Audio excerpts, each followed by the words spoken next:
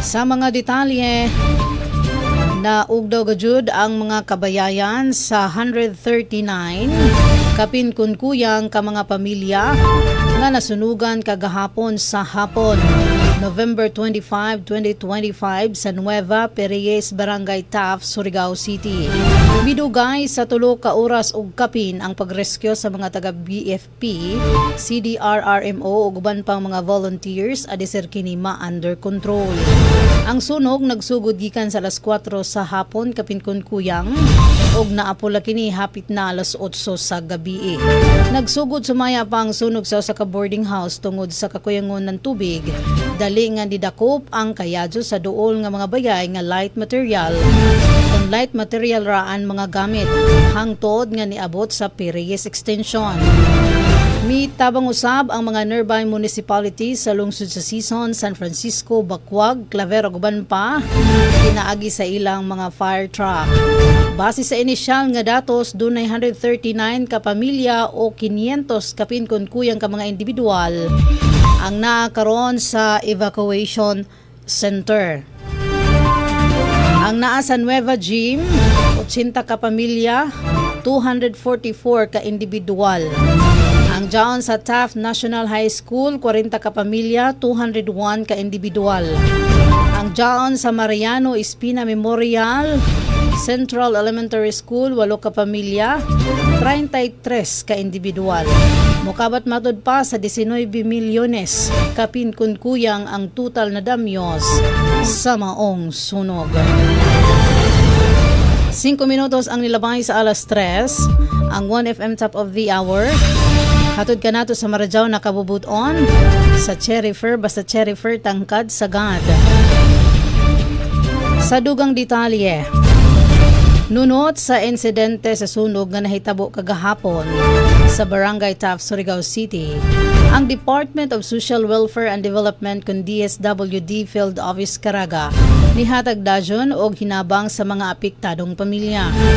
Sayo karong buntaga, ang FO Caraga nang hatag og pasiunang 200 ka family food packs, 2 ka set sa family tents, 5 ka modular tents, 73 ka kitchen kits, 74 ka sleeping kits, 139 family kits, o 104 hygiene kits aron masuportahan ang mga batakang panginahanglan sa mga namakwit nga pamilya. Ang local government unit kun LGU sa Surigao City nagpahigayon karon usab og ilang profiling ug validation sa tanang apektadong pamilya. Dugang nga tabang gilauman nga mosunod base sa katapusan nga assessment og FO Caraga andam sa paghatag og dugang nga suporta kung gikinahanglan. Ang departamento nagpabilin nga pasalig sa pagsiguro nga ang mga pamilya nga naapektuhan sa waya damha nga emerhensya makadawat sa tukma sa panahon ug tukma nga tabang samtang sila magsugod sa ilang pag-recover. Magot ang mga naglangkob nga mga balita diri na sa 1FM Top of the Hour News.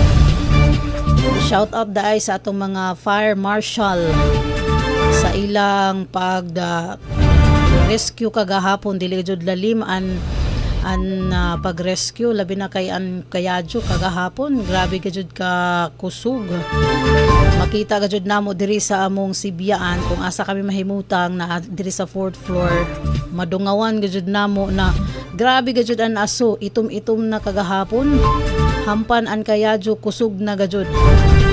Nataymingan sab gajud kagahapon na wayay uyan. Lisod gajud karadyo ang tubig kagahapon. Shout out sa itong mga fire marshals sa mga municipalities nga nitabang gajud kagabi diri sa Nueva sa Pereyes Extension. Unsaon ra kan lamang gajud adto kun wayay nagtabang sab. Biruin mo mi dagan og almost 3 hours kapin no ang pag-rescue. Lisod sab gajud kay ato nakitaan sa actual kaganina ni kadto man kita tan-aw kita sa aftermath. Sudlunon gajud an mga area. Maglisod sab gajud pagpasikot-sikot inin ato mga kumbaga kung magdinalian gajud kalisod. Siot kumbaga. ato ra ka ni ampuan ato mga kahigsuonan nga unta na dali ra sila maka-recover kay inin panghitabo gud sa sunog dili gud malalim. Anyways, kung dyan mga gusto nga ihatag ng mga donations, dyan may mga private individual or private organizations nga mudawat ng mga donasyon. At to lamang ni dyan, i-verify lamang kung kuan ba dyan, tinuod ba dyan sila. No, maglikay sab kita sa mga scammer. Basta dyan ay mga private organizations kuman na mudawat ng mga donasyon ato na sa mga fire victims. Pwede sab kamo mo duol sa Barangay Taft kung dyan idyo mga goods, grocery na ihatag, pwede nidyo diha ibilin.